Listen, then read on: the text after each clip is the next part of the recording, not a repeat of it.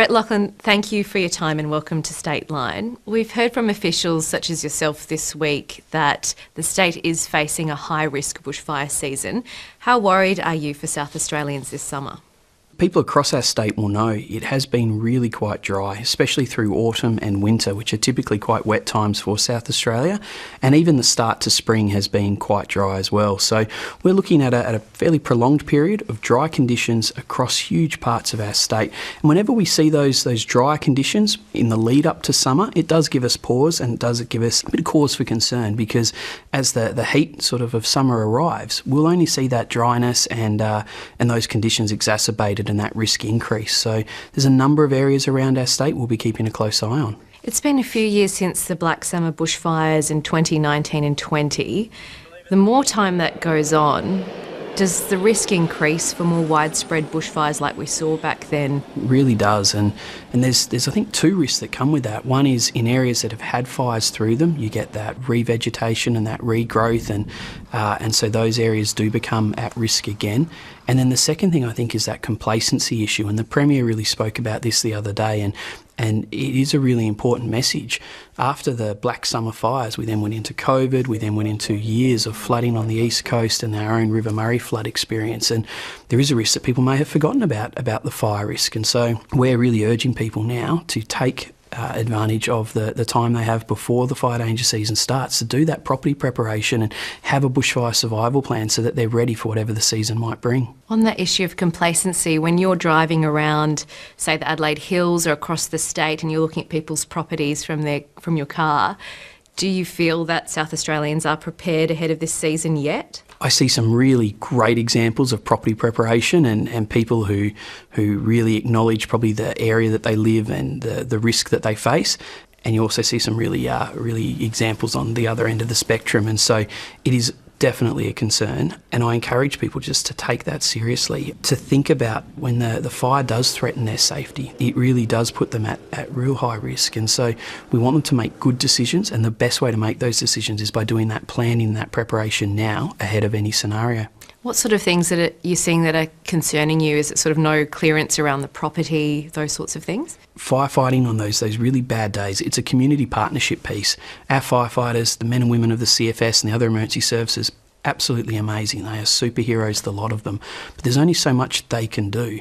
And so the best thing that people can do to help our firefighters, our emergency service personnel, is by having their own plan and making good decisions on those days and having a good defendable space around their property where they've cleared and they've prepared, so that when our firefighters do arrive, they have a safe environment to operate in. And if people can do that, it makes a world of difference for our crews and their safety. It seems as if you have about 13,500 volunteers a year. It seemed like that number was a little bit higher after the Black Summer bushfires. Do you have enough volunteers this year ahead of this high-risk bushfire season? CFS is really fortunate. We have quite stable numbers. But I think the key message that I have for people is that we're always looking to recruit new people into our agency. When you think about communities across South Australia, most communities have a football club and they've got a CFS station, and that CFS station can offer a world of opportunities to people. There's the opportunity to give back to your community and to help in times of real need and crisis. But there's also skills you can learn, friendships you can make. When I look at the fact that we've had people deploy to Canada and the United States this year who are volunteers, and I'm willing to bet when they join CFS, probably were never anticipating that it could lead them to, international deployments to North America. It's a world of opportunities that awaits, and it's not just on the front lines, it's behind the scenes in incident management, operational support, it's aviation roles. It's an incredible organisation. So I always encourage people, if that's something that they're interested in, to go down to their local brigade, introduce themselves and start the process. Do you feel supported by the state government in terms of funding? I know Mark Jones, the former chief officer, his comments before he left were the SACFS has for some time been restrained through budget measures to create a modern fleet with appropriate safety systems. Do you feel the same way, or has that changed since those comments? Look, we are a huge organisation and we have so many facets of our organisation that we need to maintain, that we need to, stay up to date with.